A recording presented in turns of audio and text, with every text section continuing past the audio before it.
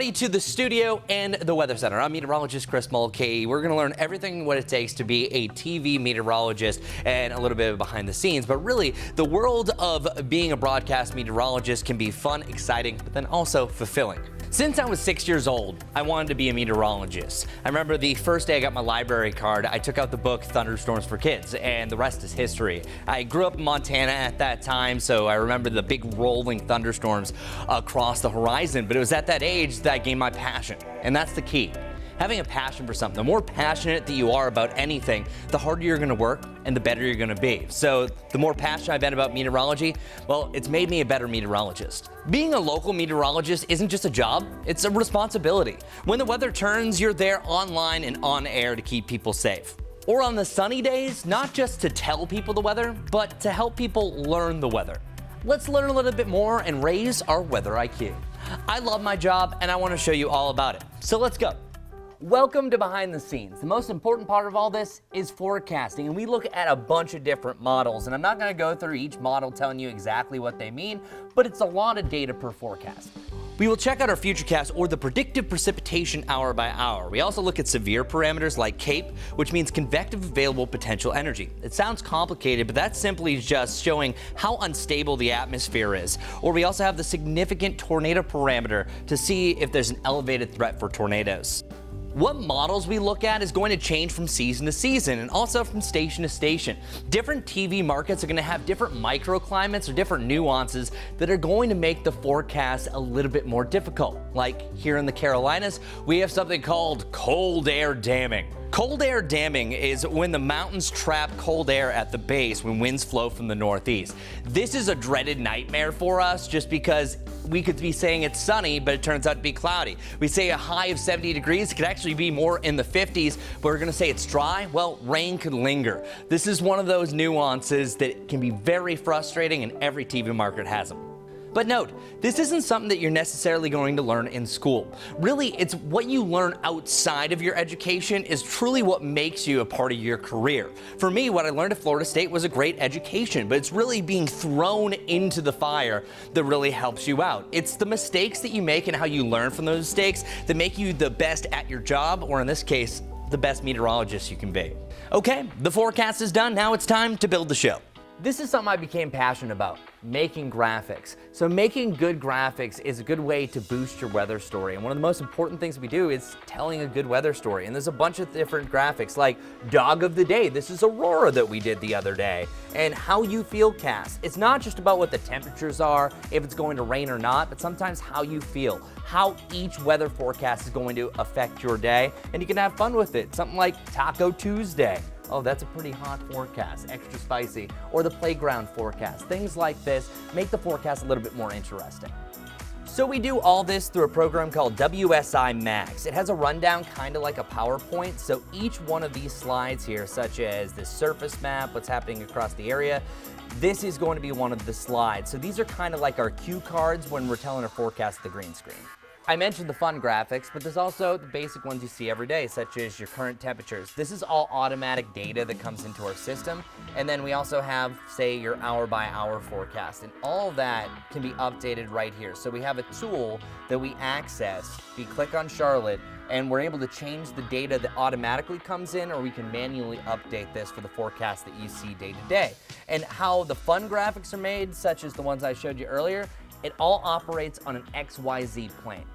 So here's the XYZ plane that I'm talking about. So literally, you can create your own environment. Notice how as I zoom up that was a little bit off, but you can go and click on all these different individual objects. You can animate them. You can even make a little self. Look at that.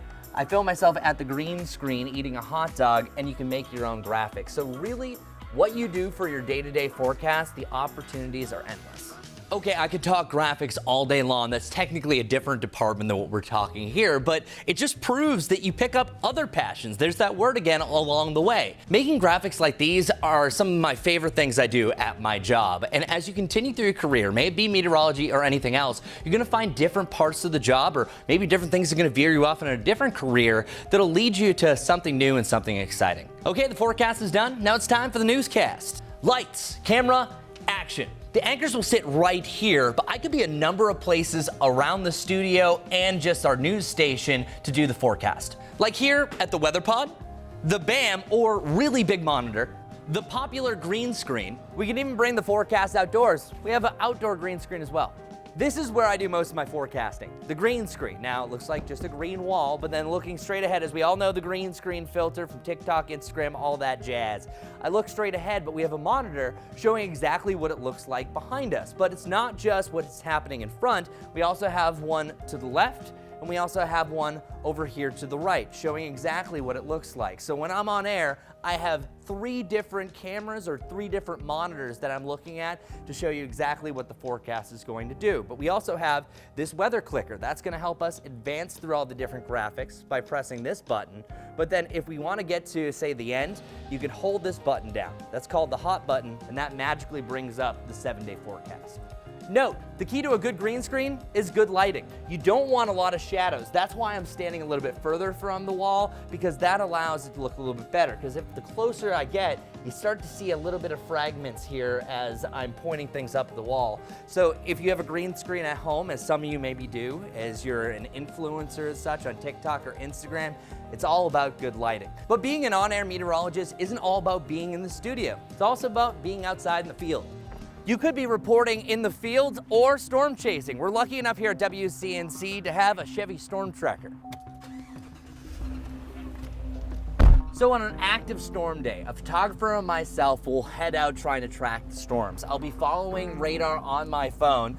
Photographer will be sitting here, I'll be sitting right there, and we'll be switching the cameras trying to get ahead of the storm, of course, safely. So here in the Chevy Storm Tracker, I'll be looking straight ahead. I'll say something like, I'm meteorologist Chris Mulcahy. We're here on I-85 tracking a storm in Gaston County. We're going to be able to switch the cameras in different angles. So back over here, you can have your dash camera that looks right in front right here, but we also have the roof camera. So we have this physical joystick that I'm able to move up, down, around. It moves all 360, pointing towards the sky, showing if there's any certain appendages from the clouds, like a hanging wall cloud, a shelf cloud. We'll be able to show that firsthand while we're out on the road. Throughout your career, you're going to cover a bunch of different events, especially depending where you live, such as blizzards, historic flooding, hurricanes, all of the above while you're out in the field. You may even be called out to cover a sunny day or a nice event that's happening around town, so the possibilities are endless. But here's a couple examples of some severe weather that I covered. One was a turkey barn that was destroyed by a tornado. Another one, a historic flooding in Alexander County. You're looking at drone video over the site where 2 turkey barns were destroyed and more than 1,000 turkeys killed. Meteorologist Chris Mulcahy joins us live in Clover, where officials just gave another update for us. Chris? Yeah, this is incredible damage, and it happened in such a quick time span. So behind me is the bottom foundation of this building, but check out how big the first turkey barn was. This is the foundation. The path width of this was about 70 yards that we saw damage from this tornado, but it started down here. It started out in this open field, first destroying that building just down the hill, and then it cruised up the hills right where I'm standing. This is where we had the most suction and contact to the ground. As soon as winds get inside a barn like this, it easily rips it up from the foundation, and these type of buildings and structures don't have the foundation that we have, say, at home. That lifted it up. You can still see the wall here twisting up around it, and then the boards, the roof panels, all being flown upwards. The second turkey barn was affected right here, but then if you look at that far barn, that red one, that's where the tornado started to lift up. And one sign that you see a tornado starting to lift up is the trees. So tree limbs were taken off as it lifted up over those trees off in the far distance. It dropped down one more time and lifted back up. The total path was 0.47 miles. It was only on the ground for 2 minutes, from 12:48 to 12:50. So that's how quickly the damage can happen. The new update that we had was that 1,200 turkey count. There's about 24,000 turkeys that were in both barns. 12,000 here, 12,000 there. Most of those have been brought up the road. Over 20,000 were saved. And if you still listen closely, you can still hear a lot of the baby turkeys that are in the rubble. They'll be brought to their safe place a little bit later on. But Brad, this is an example of a spin-up tornado. It doesn't take long. This is only on the ground for 2 minutes. 110-mile-per-hour winds can do this in just seconds. Things are quickly improving here, but the damage is already done. Behind me is an extension of the South Yadkin River. This is the Hiddenite family campground. There were people actively camping here, and 30 people had to be rescued, over 30 people. And just look at that. You can see the waters all the way up to the top of that roof there. This house right down here, seeing water that was above the windows. Now, as I mentioned, things are getting better, but look at this car.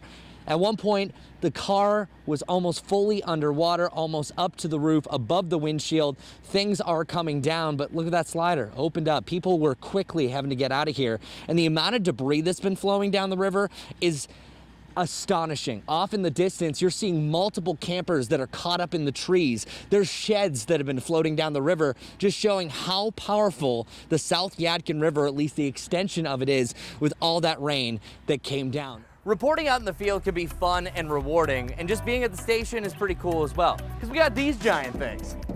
There's a lot I haven't talked about, but hey, we'll save that for another time. Hopefully maybe this inspired some of you to maybe join the path of being a broadcast meteorologist, or maybe just follow that passion for meteorology if you love the weather. I love my job, and I hope whatever career you choose, you're going to love as well. And I know you're all on the right pathway.